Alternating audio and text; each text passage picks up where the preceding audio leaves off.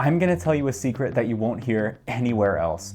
One of the biggest differences between successful people versus people who aren't successful is that successful people read books. Nowadays, so many of us waste our valuable time watching videos on platforms like TikTok and YouTube Shorts when we could be using that valuable time to acquire knowledge to help us grow our business. In fact, studies show that for every minute you spend watching videos on platforms like TikTok and YouTube Shorts, 60 billion nanoseconds pass in the outside world.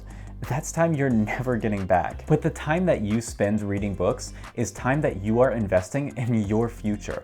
The kind of knowledge that can be gained by reading books is reflective of a type of knowledge that requires patience and concentration to acquire, which is a type of knowledge that can't be gained by watching videos on TikToks like Platform and YouTube Shorts. Recently, I read the Iliad, which is one of the most important books ever written, not only because it's a compelling story, but because it contains timeless truths about courage, success, and truth. That's why in this video, I'm not only going to tell you 10 key lessons I learned about B2B sales from the Iliad, I'm going to tell you how reading the Iliad can help you grow your B2B sales business. So without further ado, let's get started. The first and one of the most important lessons the Iliad teaches us is this: be persistent.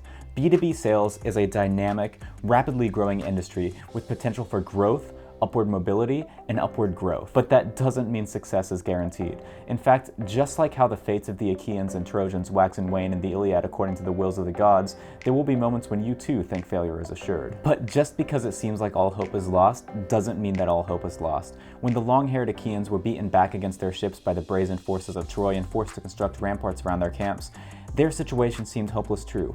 But it was not the will of Zeus that they should be vanquished then and there, but that they should regain all their lost ground and more once Achilles finally joined the fray. In marketing, much of what might be attributed to chaos and randomness is actually the will of Zeus, Hera, or one of the other gods. If you're in a bad place right now, it might still be the will of the gods that you'll regain all your lost ground and beat your competition back to the proverbial Scian gates. Number 2, and this is an important one, so I hope you're writing this down.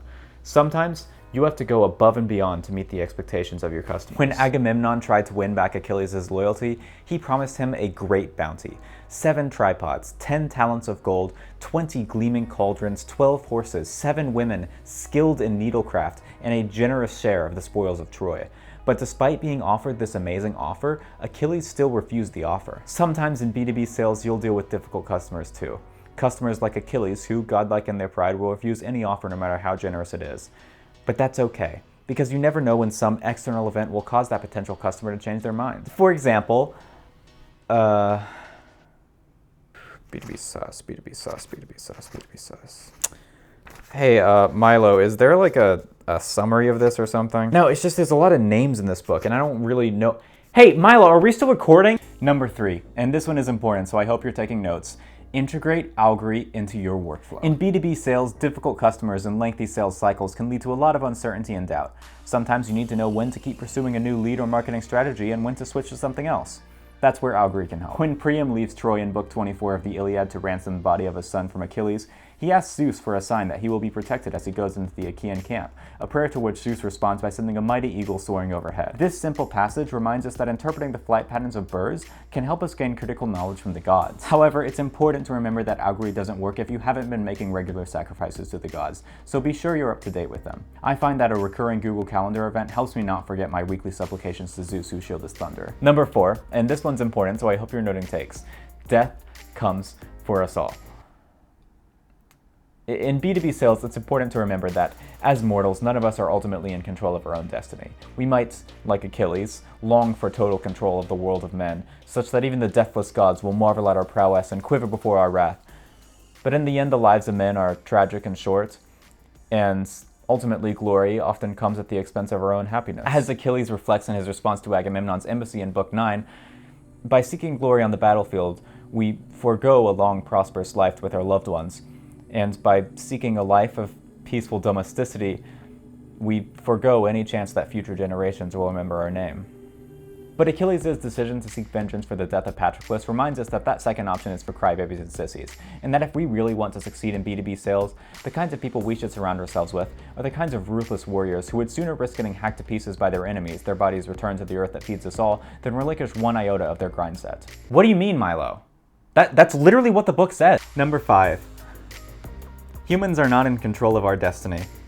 In B2B sales, it's important to remember that no matter how fiercely or how passionately we struggle, ultimately our destinies are determined by unattributable flukes of chance so harsh and dispassionate that we might as well call them gods. That, composed as we are of ephemeral bones and organs, easily ripped apart by the bronze tip of a spear and shatterable by the crash of a car or the pounding of a great wave, we cannot for long impose our will, mighty though we may be on the world around us. For though we might fight long and hard, our doom is to depart this plane, to spend eternity a withered husk wandering the halls of Hades, no life in us, only a shadow to remind the living of how great we once were. Yet when I read these grim reminders, why did they glance off my soul like a mist-thrown spear? Reading, they told me, is the path to true knowledge, but this doesn't feel like knowledge, this agony, these fishhooks of truth tearing at me. There is no edification to be found here. Was I lied to when they said that in the classics I could find the secrets to success? Where is the kind of knowledge buried here, the kind that eschews practical application, easy summary?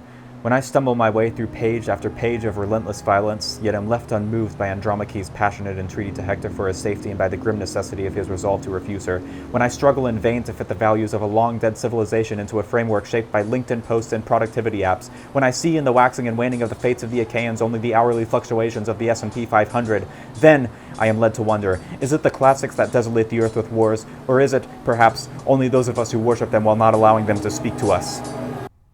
Number 6, bisexuality goes a long way.